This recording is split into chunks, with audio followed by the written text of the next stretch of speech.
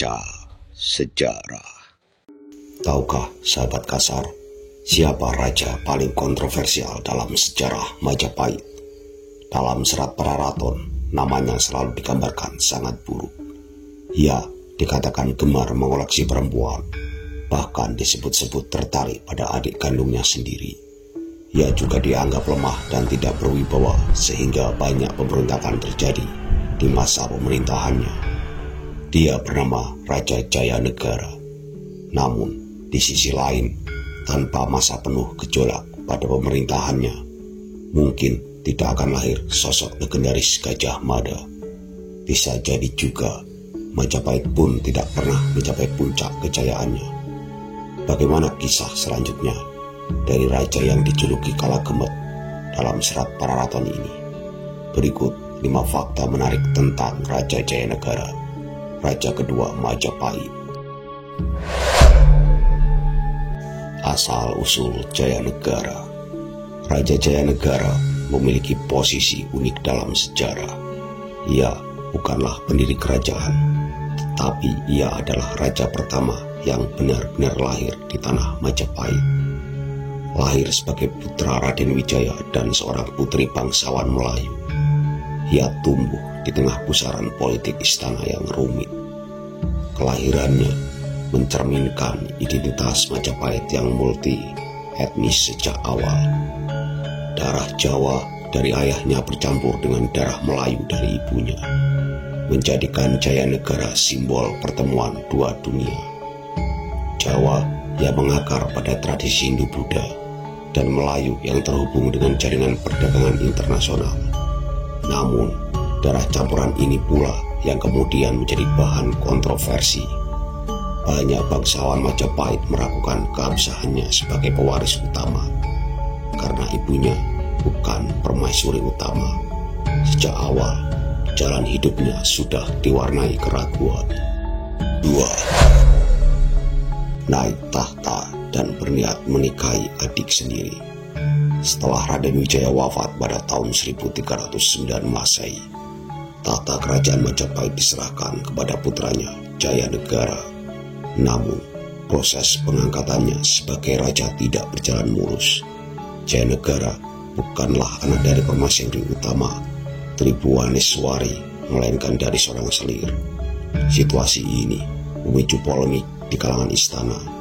Banyak pihak menilai bahwa tahta seharusnya diwariskan kepada salah satu putri dari permaisuri utama, yaitu Tribuaneswari Rajima Paramita Narendra Duhita atau Gayatri Rajapatni. Perbedaan pandangan ini memicu perpecahan di kalangan bangsawan dan pejabat istana.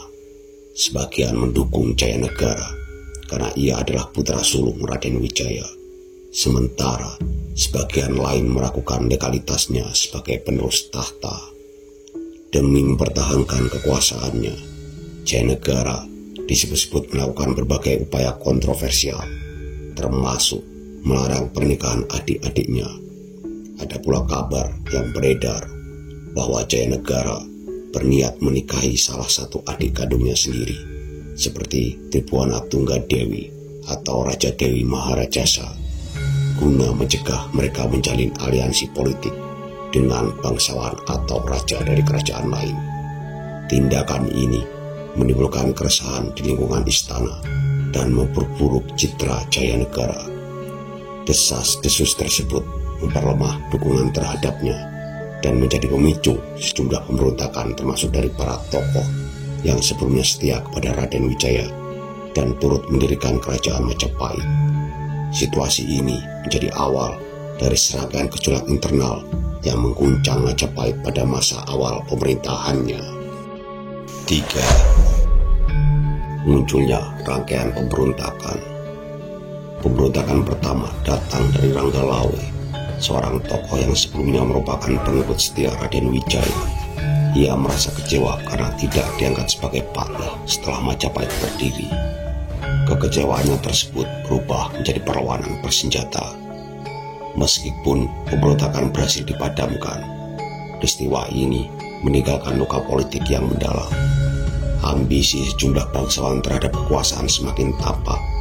Dalam pertempuran tersebut, Rangga Lawe tewas di tangan Kepu Anabrang, seorang pejabat tinggi Majapahit. Lembu Sorak yang merupakan paman Rangga Lawe merasa tidak terima atas kematian Rangga Lawe. Dalam amarahnya, ia membunuh Kepu Anabrang. Tindakan ini menimbulkan keguncangan di lingkungan istana. Lembu Sorak kemudian difitnah sebagai pengkhianat yang berniat merebut tahta. Terpojok oleh intrik politik, ia akhirnya melakukan perlawanan. Namun, pemberontakan itu gagal dan Lembu Sorak gugur. Tidak lama setelah pemberontakan Lembu Sorak, datang pemberontakan selanjutnya. Kali ini dipimpin oleh Patih Nambi, salah satu tokoh penting dalam pemerintahan Majapahit. Nambi dikenal sebagai pejabat setia dan berpengaruh. Namun, ia menjadi korban fitnah Dyah Halayudha, seorang tokoh licik yang mengincar posisi Patih. Halayudha menyarankan agar Nambi beristirahat dari jabatannya dengan dalih bergabung atas wafatnya anggota keluarga. Saat Nambi meninggalkan tugas, Halayudha menyebarkan fitnah ke istana bahwa Nambi tengah merencanakan pemberontakan. Merasa terpojok dan kehilangan kepercayaan dari raja, Nambi akhirnya benar-benar mengangkat senjata. Namun perlawanan itu gagal dan ia tewas. Meskipun fitnah Halayudha berhasil menjatuhkan Nambi, kelicikannya akhirnya terbongkar dan ia pun kehilangan pengaruh di lingkungan istana. Namun, tanpa disangka-sangka, pemberontakan terbesar dan paling berbahaya dalam masa pemerintahan Jayanegara telah menanti di depan, yaitu pemberontakan Rakuti. Berbeda dari sebelumnya, pemberontakan ini nyaris meruntuhkan kerajaan Majapahit.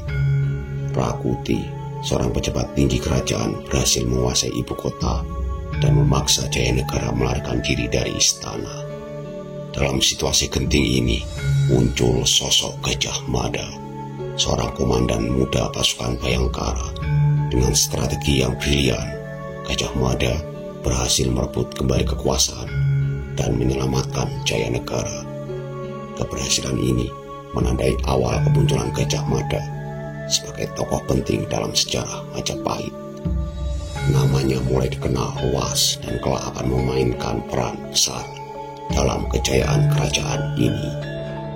4. Julukan Kalagemet dan lahirnya Gajah Mada.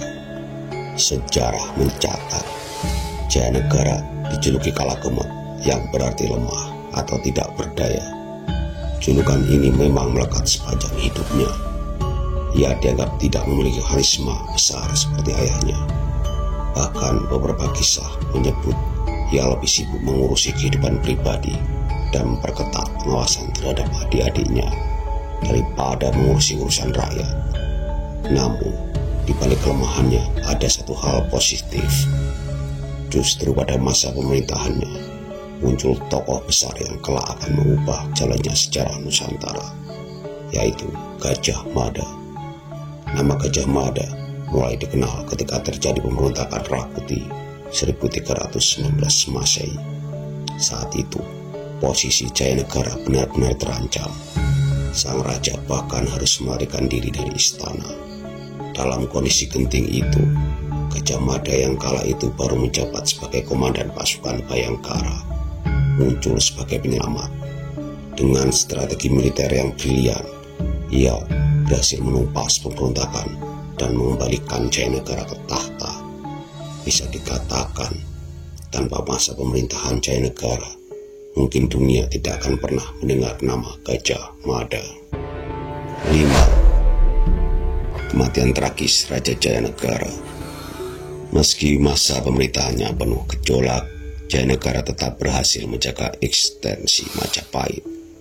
Catatan dalam Negara Kertagama menyebut adanya daerah taklukan bernama Keling, yang banyak ahli ditafsirkan sebagai wilayah Kalingga di India Selatan. Nama Keling kemudian dipakai di Nusantara untuk menyebut pedagang dari India Selatan. Artinya, pada masa Jayanegara, Majapahit bukan hanya mempertahankan wilayah Nusantara, tetapi juga menjaga pengaruh dan jaringan dagang hingga ke India.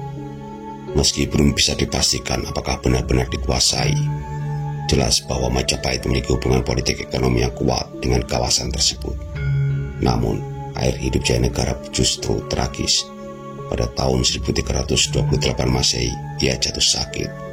Seorang tabib bernama Tanca dipanggil untuk mengobatinya. Tapi di ruang pengobatan itulah Jayanegara justru tewas ditikam Tanca. Tanca sendiri dikisahkan memiliki dendam pribadi. Ia adalah tabib yang dekat dengan keluarga Nambi. Setelah melihat kematian sang patih yang dianggap tidak adil, Tanca menyimpan amarah kepada Jayanegara. Namun, kisah ini juga diliputi intrik. Ada yang meyakini bahwa Tanca hanyalah alat politik. Ia mungkin bertindak atas dorongan kelompok bangsawan yang sudah lama tidak puas dengan Jayanegara. Dengan kematiannya, berakhirlah pemerintahan yang penuh konflik dan kontroversi. Karena tidak memiliki keturunan, tahta lalu jatuh ke tangan adiknya, Tribhuwana Tunggadewi, yang bersama Gajah Mada membawa Majapahit menuju zaman kejayaan.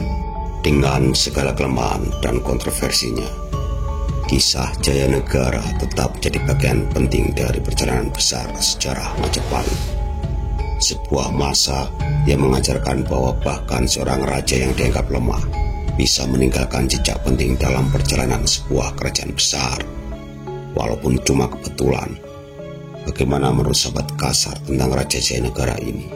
Apakah pantas julukan Kalagemut disematkan kepadanya? Tulis di kolom komentar ya. Jangan lupa like, subscribe, dan bunyikan loncengnya.